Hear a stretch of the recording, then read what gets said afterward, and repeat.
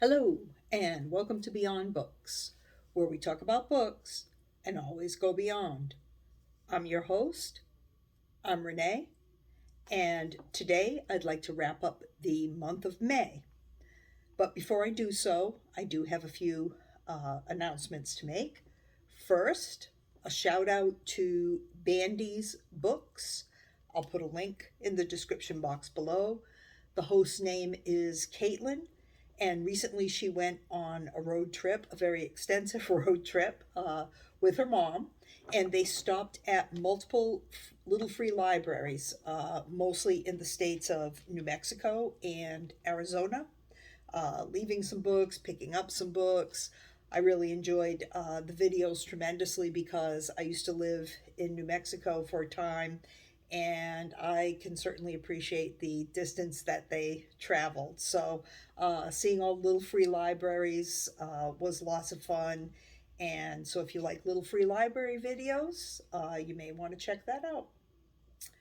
Second, in the month of either July or August, I'm going to be reading The Diary of a Young Girl, Anne Frank. And this, for me, will be part of the banned book project. Daniela from Uncommon Reader is also going to be reading it around the same time frame. And she is from Italy. And so it kind of started me thinking that this would be an interesting book to read, not only from the perspective of a banned book, but also to have people from as many different countries as possible reading it and giving their perspectives on it. Uh, is it a banned book in your country? Was it ever a banned or challenged book in your country? And if not, what do you think about the bans in the US? Let me know in the comments if you would be interested, and if you do read it, then you can post a video and let me know when that video posts, and we'll have hopefully a lot of people from around the world reading and commenting on the same book. So next, I want to thank one of my viewers recently for sending me a gift card to Barnes and Noble. Thank you very much. I'm not going to mention any names because you didn't say I could, but I do want to acknowledge your kindness. It is greatly appreciated, so thank you. Finally, in my most recent video, which is the intimidating TBR tag, I mentioned one of the channels that tagged me. However, I failed to mention that I was also tagged by David at David Novak Reads Poetry. I did add a link to his channel in the description box for that tag video. However, I did also want to mention his channel and thank him for tagging me as well. So thank you, David. So, okay, May. You are almost gone, May. So here we go with the reading wrap up. First, I read Merle's Door by Ted Kerasote. The subtitle is Lessons from a Free Thinking Dog. And I knew nothing about this author or this book when I picked it up. I like the idea of learning lessons from your dog. And I liked his philosophy of allowing his dog some freedom of choice. And so this is basically a biography of the dog, and it goes through all the phases of his life. So, just a warning, it is very sad at the end, as you can imagine, and I just thought I'd mention that. Regardless of some sadness, I am glad that I read it, and I'm glad I discovered this author. He is an outdoor nature writer, and I would definitely give one of his other titles a try. He actually won a National Outdoor Book Award for a book called Out There in the Wild in a Wired Age. And then he had another one that looked really interesting. and that is called Navigations. One man explores the Americas and discovers himself. So he has a few others. He also wrote some articles for Outside Magazine, National Geographic, Field and Stream. So yeah, he that was a good book. I enjoyed it. So next, I read a book called Not Your Usual Boob, The Good, Bad, and Wonky of Breast Cancer by M.K. Meredith.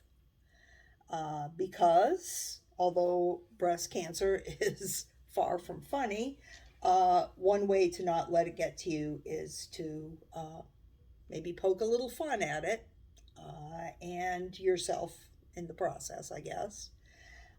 It takes the power out of it, and anytime you can do that, you take a small step toward winning the battle, even if it's just for that day or even if it's just for that hour. But hey, it's a step in the right direction. So, this book was gifted to me by a fellow sister in pink, as we say. And it's got some great information besides being very humorous. So it was read with a lot of love and great appreciation. Everyone's experience with this disease is different, but it certainly helps to see what other people's journeys are like. So M.K. Meredith made this a very personal story, yet it managed to be quite informative as well. So in the end, it was an enjoyable read. Next was my book of the month for this month, and that is a book called Middletide by Sarah Crouch. I did a full review, video review of this on my channel. It is a crime fiction book. It takes place in the early 80s, in the late 80s and the early 90s in the Pacific Northwest. I like the basic writing style. I like the setting. I like the characters.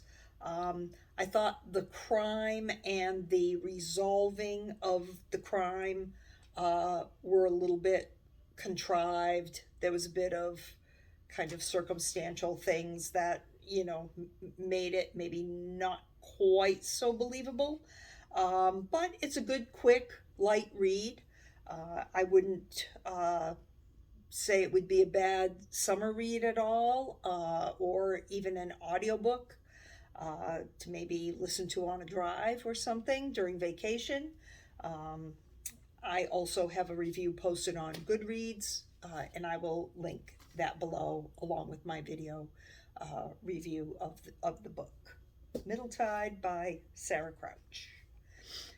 So, also, now I dragged this book out for a tag. I think it was the April Showers tag, in fact, and I mentioned that I thought it would be a good rainy day novel. I've had it for a while. It's an older Stephen King book. It comes from the early 90s, but I had never read it. Well, it was a fairly rainy weekend here, so I thought, what the heck, now's the time. So I read Gerald's Game by Stephen King. And in this book, we have a couple who decide to basically play some bedroom games. However, they do make a few mistakes. One being that they use real police handcuffs. They don't have a safe word.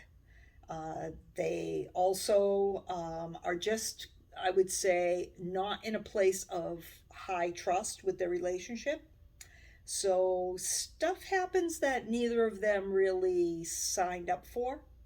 And the wife, Jessie, finds herself handcuffed alone on the bed at their remote lakeside cabin with no apparent way to escape. So, besides the physical anguish of having her arms chained wide across the bed with limited movement, she also has a psychological torment of being stuck with only the voices in her head and her own memories. Other than those voices, the only other sounds she can hear are of a dog barking, a chainsaw off in the distance, and the unlocked door banging in the wind. She's completely alone. Or is she? I have, again, a full review on Goodreads. No spoilers, but I will give a trigger warning. Know what you're getting into, but I think that just my setup might give you some ideas. So definitely do your research if it's something that you think you might want to read. So finally, a book that I have not quite completed, but I will in the next few days, and I have it here on my Kindle, is Stolen by Ann-Helen Laestadius. This is it here with the reindeer on the cover. I'm reading this as part of the Ellen Made Book Club for May. It's a work of fiction. However, it is based on a true story. It is in the mystery crime genre. It takes place in Sweden.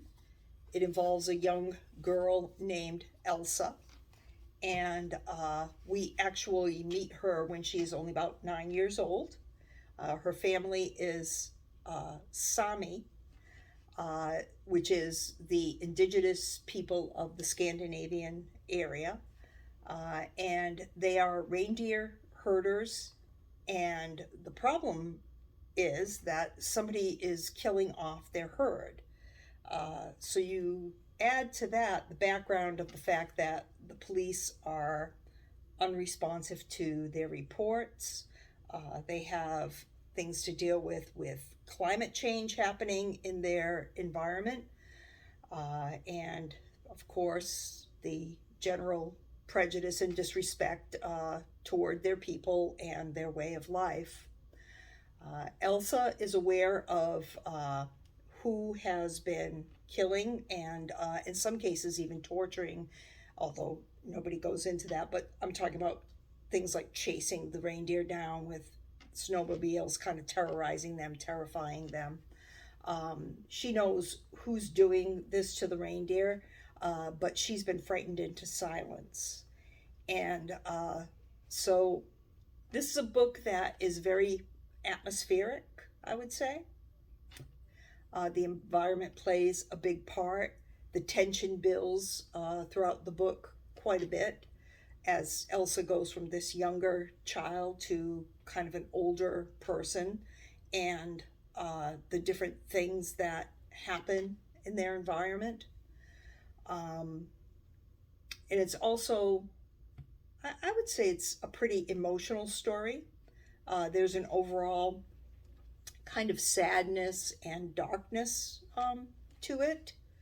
But the writing is excellent. The characters, to me, really come alive. And I've enjoyed learning about the Sami people who, like many indigenous people, are quickly losing their way of life within their country. And I'll link a video about the Sami people that I found on YouTube. It's short, it's just a little over 3 minutes, but it's worth it to take a look at it just to increase your understanding of that part of the world and the indigenous people that are from there.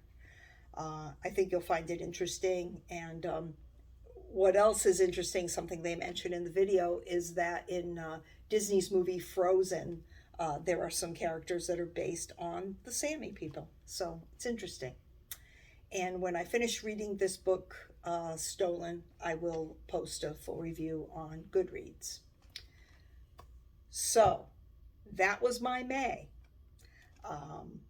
I will soon post my ideas for June. And in the meantime, please like, comment, and subscribe if you haven't already. Thumbs up if you like the video, and have a great day.